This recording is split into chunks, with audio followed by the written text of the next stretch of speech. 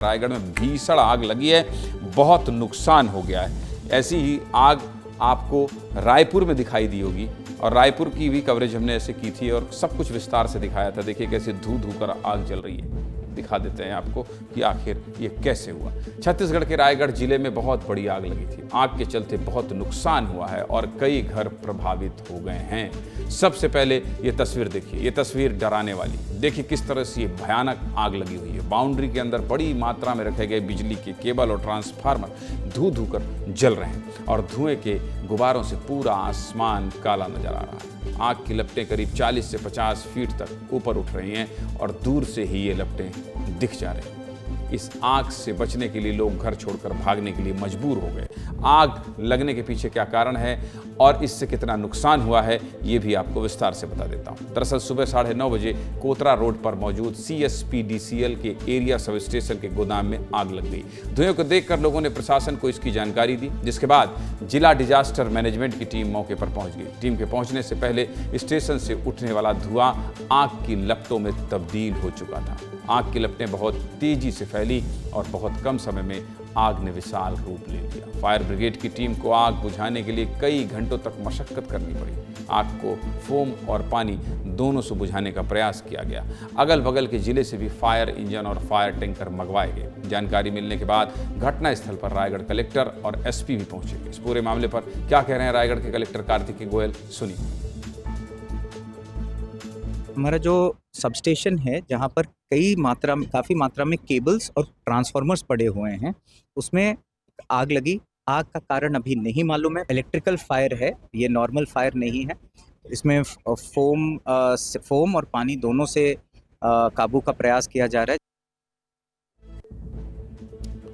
प्रशासन ने समय रहते इस आग पर काबू पा लिया, लेकिन राहत की बात यह रही कि इस घटना में कोई भी व्यक्ति हताहत नहीं हुआ। इस आग से कितना नुकसान हो सकता है और क्यों ये आग तेजी से फैली, आपको ये भी समझा देता हूँ। देखिए, ये आग कोई नॉर्मल फायर नहीं बल्कि एक तरह की इलेक्ट्रिकल फायर थी, जिसमें करीब 250 से 300 ट्रांसफार्मर जलकर खाक हो गए।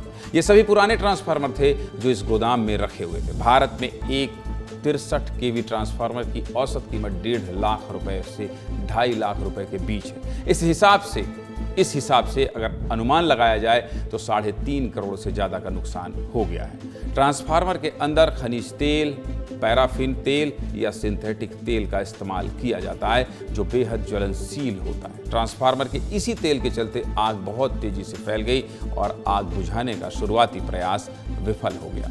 लेकिन प्रशासन ने 12 से ज़्यादा फायर ब्रिगेड की गाड़ियों और 200 से ज़्यादा लोगों की टीम की मदद से आग बुझाने में कामयाबी हासिल की। इस पूरे मामले पर क्या कह रहे हैं CSPDCL के क्षेत्रीय भंडार के प्रभारी गुंजन शर्मा, उन्हें भी सुनना चाहिए। आग जो है वो तेलों में लगी हुई थी, ट्रांसफार्मर ऑयल में। पुराने ट्रांसफार्मर हैं, ये फेल ट्रांसफार्मर है, तो उस कारण ये आग ज़्यादा तेज पकड़ी। कोई मानवीय क्षति नहीं हुई, जो सामान की क्षति हुई, कुछ केबल जले हैं। 2 साल पहले पहले आगजनी की घटना हुई थी और उसके लिए जो भी सुरक्षा मेजर थे, फायर एक्सटिंग्विशर और ये सब सारे सामान, हमारे जो भी नॉर्म्स है उस हिसाब से व्यवस्था की गई थी। क्योंकि आग बहुत तेज़ी से पकड़ी, इसलिए इसको संभालते नहीं।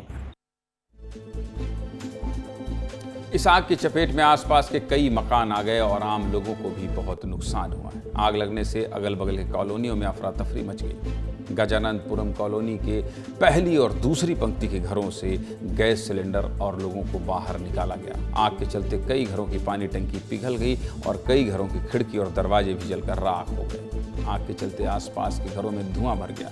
आग से हुए नुकसान को लेकर क्या कह रहे हैं लोग, ये भी सुनिए।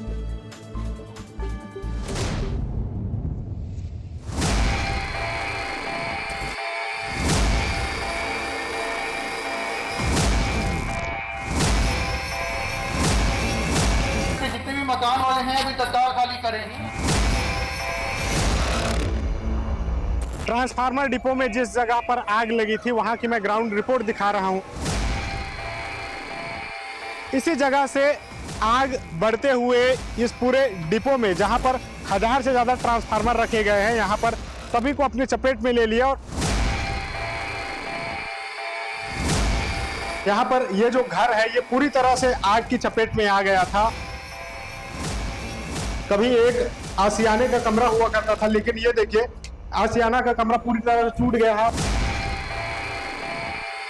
अचानक हम घर से बाहर निकले सुबह के टाइम में, धुआं नहीं कर रहा था। आग की लपटें इतनी ऊंची जा रही थी कि आदमी देख के डर गया। घर में नुकसान हुआ है। घर के 2 दरवाजे, खिड़की, पर्दे, पानी टंकी, पानी पाइपलाइन, बिजली वायर का कनेक्शन, बहुत ज़्यादा नुकसान हुआ है। 22 या 25 मीटर से फीट से ऊपर ही उठ रहा था जो भी लपटे था, और धुआं का इतना ज़्यादा धुआं था कि हम लोग आँख भी खोल के नहीं देख सकते थे और सांस लेने में तकलीफ हो रहा था।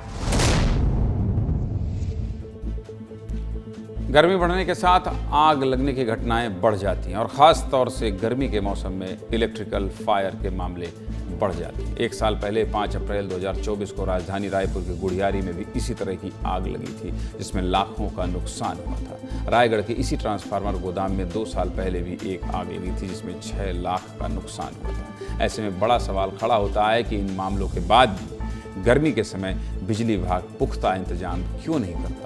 सीधे मुद्दे की बात यह है कि बिजली विभाग को इलेक्ट्रिकल फायर को लेकर और सतर्क रहने की जरूरत है, क्योंकि गर्मी का मौसम आ गया। ऐसे में आग की संभावना ज़्यादा तो होती है। सब कुछ इसलिए बता दिया क्योंकि अगल बगल आपका घर होता है। इतने विस्तार से इसलिए दिखा दिया कि अगर आपके अगल बगल स्टेशन है तो आप चौकन्ना रहें।